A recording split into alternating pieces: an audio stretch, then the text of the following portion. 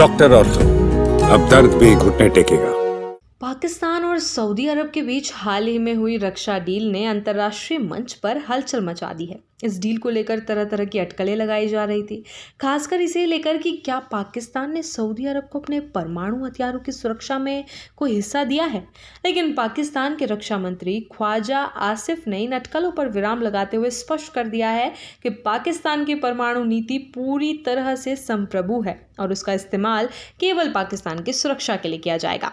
ख्वाजा आसिफ ने इस्लामाबाद में पत्रकारों से बातचीत करते हुए कहा कि हमने परमाणु हथियार अपनी संप्रभुता की रक्षा के लिए बनाए हैं। ये केवल पाकिस्तान के लिए है। हम किसी भी देश को, चाहे वो मित्र हो या सहयोगी, परमाणु हथियार देने या साझा करने का अधिकार नहीं रखते। गुरुवार 18 सितंबर को रियाद में पाकिस्तान के प्रधानमंत्री शहबाज शरीफ और सेना प्रमुख जनरल आसिम मुनीर ने सऊदी क्राउन प्रिंस मोहम्मद बिन सलमान और सऊदी के रक्षा मंत्री खालिद बिन सलमान के साथ एक रक्षा समझौते पर हस्ताक्षर किए। इस डील के तहत यह तय किया गया कि अगर इन दोनों देशों में से किसी एक पर हमला होता है तो उसे दोनों देशों पर हमला माना जाएगा। इस डील को एक स्ट्रेटेजिक डिफेंस अलायंस की तरफ देखा जा रहा है, जिसमें दोनों देश बाहरी आक्रमणों से मिलकर निपटने की प्रतिबद्धता जता रहे हैं। इस घोषणा के बाद कई अंतर्राष्ट्रीय विश्लेषकों ने यह अनुमान लगाना शुरू कर दिया कि क्या पाकिस्तान सऊदी को किराए पर परमाणु सुरक्षा कवच देने जा रहा है।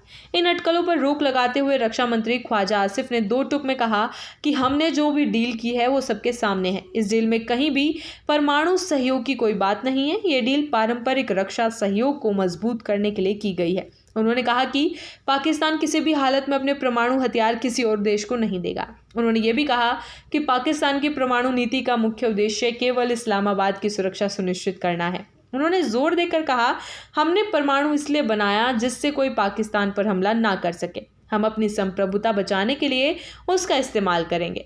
परमाणु को लेकर पाकिस्तान कोई डील नहीं करेगा। रक्षा मंत्री ख्वाजा आसिफ ने यह भी खुलासा किया कि पाकिस्तान अन्य खाड़ी देशों से भी इसी तरह की बातचीत कर रहा है। उन्होंने कहा कि पाकिस्तान की कोशिश है कि सभी मुस्लिम देशों को एक मंच पर लाया जाए ताकि वे एक संयुक्त सुरक्षा नीति पर काम कर सके। उन्होंने कहा, हमने डील का फॉर्मेट सबके सामने रख दिया है। जो भी देश हमारे साथ मिलकर चलना चाहता है, हम उसका स्वागत करते हैं। इस पहल का उद्देश्य मुस्लिम दुनिया को एक साझा सुरक्षा ढांचे में लाना है जिससे सभी को लाभ हो। पाकिस्तान और सऊदी अरब की ये नीति रणनीतिक साझेदारी ईरान को लेकर भी कई सवाल खड़े कर रही है। गौरतलब है कि सऊदी और ईरान के बीच लंबे समय से टकराव की स्थिति बनी हुई है, चाहे वो यमन हो या फिर अन्य भू राजनीतिक मुद्दे। ऐसे में पाकिस्तान, जो खुद ईरान का पड़ोसी देश है, उसके लिए संतुलन बनाना चुनौतीपूर्ण हो सकता है। ईरान ने इस डील पर अभी तक कोई आधिकारिक प्रतिक्रिया नहीं दी है, लेकिन कूटनीतिक हलकों में माना जा रहा है कि पाकिस्तान को ईरान के साथ अपने संबंधों में सावधानी बरतनी होगी ताकि क्षेत्र में कोई नया तनाव उत्पन्न ना हो। पाकिस्तान के सूचना और प्रसारण मंत्री अत्ताउल्लाह तरार ने डील के धार्मिक पक्ष को सामने रखते हुए कहा कि यह समझौता सिर्फ रणनीतिक नहीं बल्कि धार्मिक दृष्टिकोण से भी महत्वपूर्ण है। उन्होंने कहा, यह डील दो पवित्र मस्जिदों की सुरक्षा के लिए भी है। तरार ने कहा, मिडिल ईस्ट में इजरायल की गतिविधियां लगातार बढ़ रही है। इजरायल पहले ही खाड़ी के कुछ देशों को निशाना बना चुका है।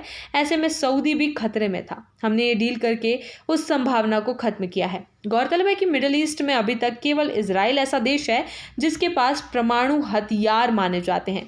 Stockholm international peace research institute की रिपोर्ट के अनुसार इजरायल के पास करीब 90 परमाणु हथियार है।